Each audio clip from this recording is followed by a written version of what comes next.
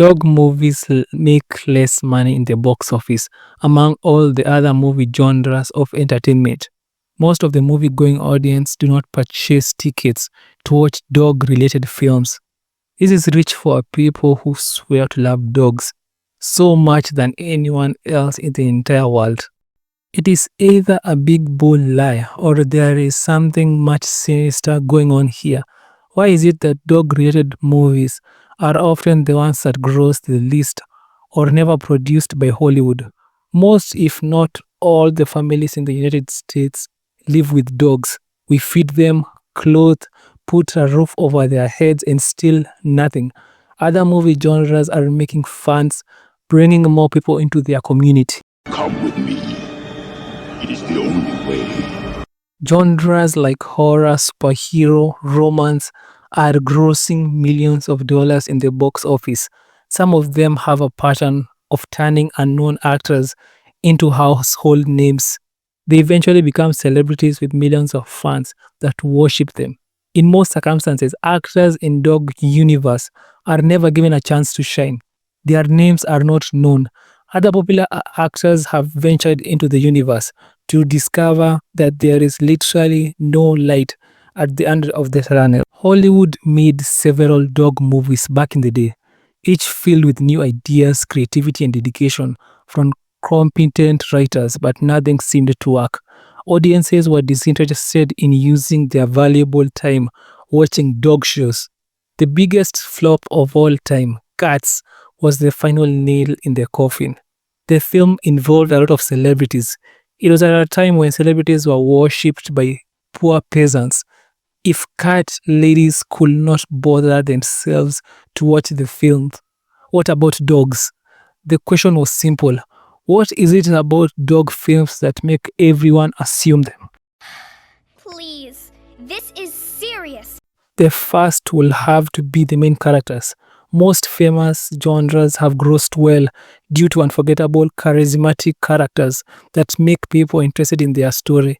In most dog movies, the personality of the main characters are never intriguing or something that the audience might want to explore. They are just boring.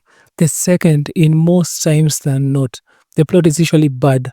Dog movies are never made by inventive or creative writers who know what they are doing. The opportunities are given to a bunch of movie writers, rejects. That is why the movie has never been able to take off the ground.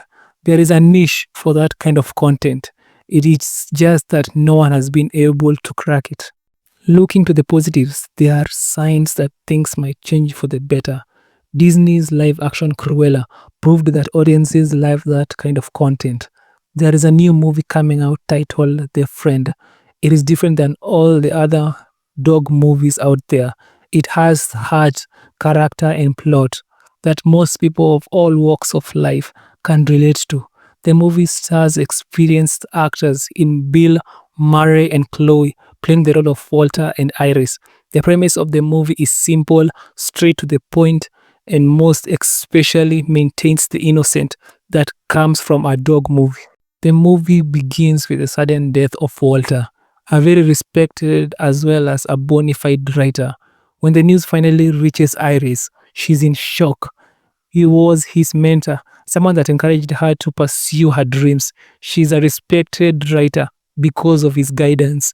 During the grieving process, she's informed that Walter wanted her to take care of his dog. This was his last wish if he was ever to reach the end of his life. The dog is a Great Dane, one of, if not the worst dogs to own. That dog causes so much problems for Iris. It trashes everything valuable she owns. Iris will enter her apartment only to see broken artifacts, furniture, and torn clothes. That dog will bark the entire night that most of her neighbors couldn't go to sleep. The landlord had to be summoned to put an end to this madness. He gives her his final warning on the consequences of having a dog in the apartment building. That dog causes so much unnecessary problems for her during work. She is supposed to finish a book that many people are waiting to read, but the dog is such a nuisance. Iris considers selling the dog or throwing it in some ditch somewhere. Every time she sees the dog, she sees the best friend Walter that tragically passed away. The heart of the show is watching both the dog together with Iris grieve the death of their mentor Walter. This movie is a journey of love and healing. Will Iris decide to sell the dog? Will she be able to finish her book? Only time will tell.